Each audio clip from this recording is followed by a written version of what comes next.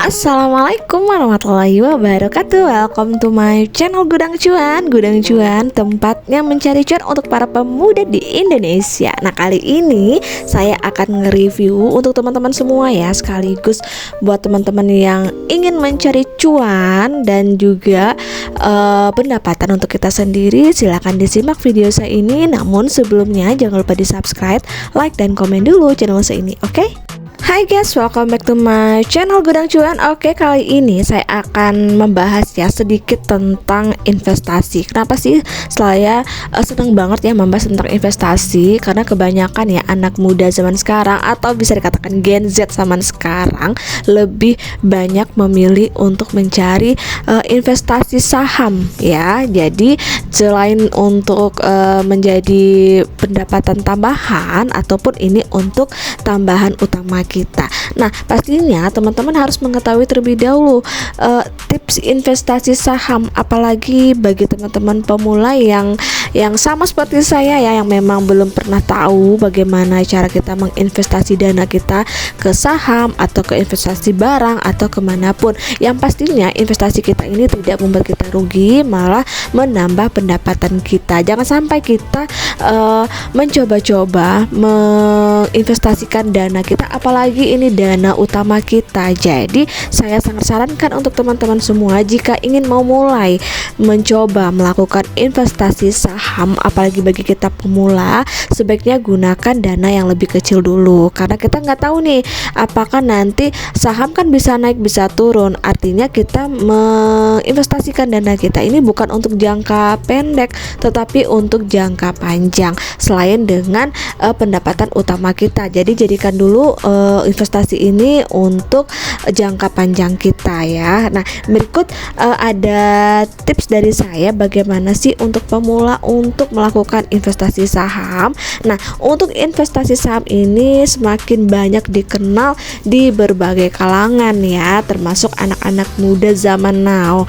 Nah, selain transaksinya yang semakin mudah secara online, jadi nggak dapat dipungkiri sangat potensi returnnya juga yang tinggi menjadi daya tarik utamanya.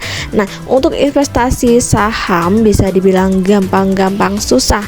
Jadi agar kita semakin pinter ataupun semakin mengetahui dalam berinvestasi saham, berikut ada tips yang bisa teman-teman coba dari saya ya. Semoga kita sama-sama belajar di sini. Saya pun juga belajar mengenai saham. Oke, kita langsung aja check it out. Nah, kita masuk ke tips pertama, yaitu ada namanya kita harus teliti dengan yang namanya modal. Karena di sini untuk modal itu sebenarnya tergantung dari kita. Ada modal yang sekali invest itu besar, atau bagi kita pemula mungkin mencoba-coba kita gunakan modal ini yang sangat sedikit dan minim ya. Jadi istilahnya jangan meletakkan semua dana yang kita miliki dalam satu keranjang. Ini bisa menyebabkan semuanya gagal ya. Jadi saat Anda teman-teman berinvestasi, jadi jangan masukkan seluruh modal kita dalam satu investasi aja. Alokasikan juga dana kita di beberapa investasi. Jadi diversifikasikan yang kita lakukan akan melindungi kita. Jadi bayangkan jika investasi yang satu sedang turun, jadi setidaknya teman-teman masih punya investasi lain yang positif. Jadi sewaktu kita lagi butuh dana, kita bisa mencairkan investasi yang memberikan imbal positif yang lebih dulu. Jadi menghindari ini ya, kekecewaan kita terhadap investasi, karena banyak di luar sana yang memang jor-joran dalam memberikan investasi, tetapi mereka tidak berpikir lagi, hanya meletakkan di satu wadah investasi aja. Alhasil jika satu wadah ini investasi atau nilai sahamnya turun, artinya modal kita yang kita gunakan juga bisa anjlok ya. Jadi jangan sampai itu terjadi sehingga mengakibatkan kita, apalagi para anak muda, malas berinvestasi, justru malah kecewa. Jadi di sini saya sarankan untuk teman-teman pemula, walaupun dana kita minim, bagi per posnya. Jadi letakkan di masing-masing investasi yang sekiranya positif dan juga memberikan kita imbalan yang cukup PNS sehingga bisa kita memetik di kemudian harinya jika kita lagi butuh dana. Ini kita sama-sama belajar. Ini penting banget untuk teman-teman yang awal yang memang ingin mencoba melebarkan sayapnya ke investasi ya. Jadi zaman sekarang kita memang untuk lapangan kerja agak sulit. Jadi disinilah kita bisa mencari modal usaha untuk kita. Nah, yang bagian kedua ini yang selalu sering dihindari atau yang sering dijadikan masalah terutama ya. Jadi di sini kita sebelum mengajukan investasi saham ataupun memulai investasi saham, ini teman-teman harus tanamkan komitmen dulu di dalam diri kita. Jadi ketahuilah ya sebenarnya bahwa berinvestasi saham tidak melulu soal kemahiran, tapi juga soal pentingnya menjaga semangat kita agar tetap konsisten.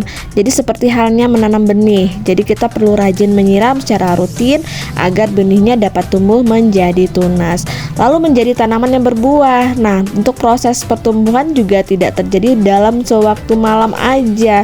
Jadi semuanya butuh proses. Teman-teman harus sabar dan juga konsisten dalam mempelajari saham-saham yang akan kita pilih dan kemudian nanti membeli dan memantau pergerakannya.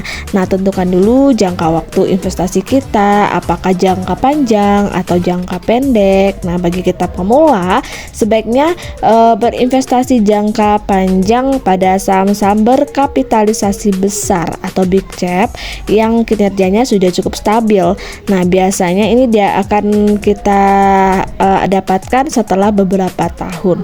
Jadi dari hasil dividen yang dibagikan untuk pemegang saham serta capital gain yang kita peroleh saat menjual saham kita. Jadi pentingnya komitmen, sabar, apalagi kita pemula. Jangan pilih investasi yang jangka pendek karena teman-teman nggak akan merasakan hasilnya. Jadi pilihlah investasi ini jangka panjang.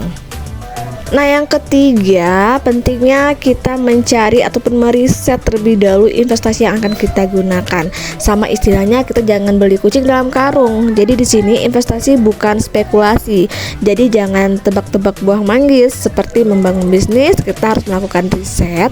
Apalagi potensi yang kita pilih ini bagus untuk di masa depan. Nah, untuk kinerja suatu perusahaan di mana biasanya tercermin dari pergerakan sahamnya. Jadi semakin percaya dari investor akan suatu saham, maka harga saham itu biasanya akan naik. Jadi teman-teman jangan membeli saham juga asal ikut-ikutan teman. Jadi teman-teman wajib belajar dulu investasi saham mana yang akan kita pilih, karena ini mencangkup dana kita, modal dan juga pikiran kita. Jangan sampai juga kita ikut-ikutan yang namanya investasi bodong. Jadi harus pintar-pintar dalam memilih investasi.